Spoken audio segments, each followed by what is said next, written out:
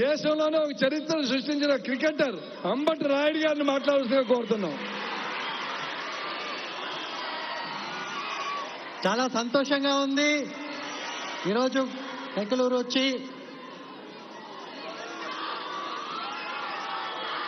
పవన్ అన్నతో పాటు ఆంధ్ర రాష్ట్రాన్ని మార్చటానికి మనము మంచి ప్రగతి బాట పట్టటానికి నా వంతు శ్రేయస్సు నేను కూడా చేస్తానని మీ అందరికీ కూడా చెప్తున్నాను.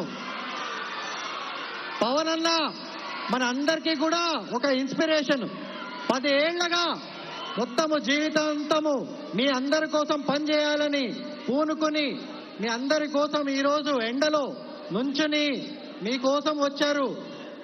మీరు ఎవరిని ఎన్నుకున్నా, బీజేపీ వాళ్ళనైనా టీడీపీ వాళ్ళనైనా మీ ఎంపీల్ని జనసేన వాళ్ళనైనా పవన్ అన్న ముందు నుండి మీకు కావాల్సినట్టుగా ఈ రాష్ట్రాన్ని నడిపిస్తారని నేను పూర్తిగా నమ్ముతున్నాను. వైసీపీ ప్రభుత్వము మీ అందరికీ ఏమి చేయడానికి సిద్ధంగా లేదు. వారికి ఓన్లీ అధికార దాహం ఒక్కటే, వారికి ఓన్లీ కుర్చీ కావాలి. వాళ్ళకి జనాలకి ఏమి పని చేయరు. మీ పరిస్థితి హీనంగా తయారు చేసి దాన్ని ఏదో బాగుపరుచుతున్నామని ఒక షో పుటప్ తప్పితే అక్కడ ఇంకేమీ జరగట్లేదు. మీరు ఎంత పేదరికంలో ఉంటే వారికి అంత బలము.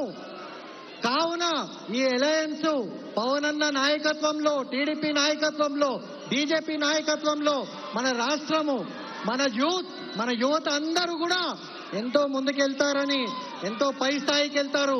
మన రాష్ట్రం అభివృద్ధి చెందుతుంది, అన్ని రంగాల్లో అభివృద్ధి చెందుతుంది అని నేను పూర్తిగా నమ్మి మీ అందరికీ నేను ప్రార్థన చేస్తున్నాను. పవన్ అన్న పైన నమ్మకం పెట్టుకొని అందరూ కూడా మన ఇక్కడ ఉన్న ఎంపీ గారిని, ఎమ్మెల్యే గారిని, అందరు అభ్యర్థుల్ని దగ్గర ఉండి మీరు ఒక్కళ్ళు ఓటేయటం కాదు, మీరు ఇంకో 10 మందితో ఓటేపియాలి. ఇదొక విప్లవం లాగా ఏపియాలి. ఈ ఎలక్షన్ ఆంధ్రప్రదేశ్ మార్పు చెందడానికి ఒక విప్లవము. ప్రతి ఇక్కడ వచ్చిన పెద్దవాళ్ళు, యువత, మహిళలు మీ అందరికీ నేను చెప్పేది ఒకటే, మేము జీవితంలో అన్ని వదులుకొని మీకోసం ఈ పట్టడి ఎండలో మీకోసం ఎందుకున్నాము? మన రాష్ట్రం బాగుపడాలి.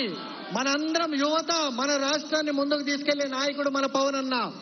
ఆయన పైన నమ్మకంతో మనం ఉన్నాము. మీరందరూ కూడా ఆయన్ని నమ్మి ఈ అలయన్స్ ని గెలిపించి మన రాష్ట్రాన్ని ఒక బంగారు బాట పట్టించాలని కోరుకుంటూ సెలవు తీసుకుంటున్నాను. Thank you.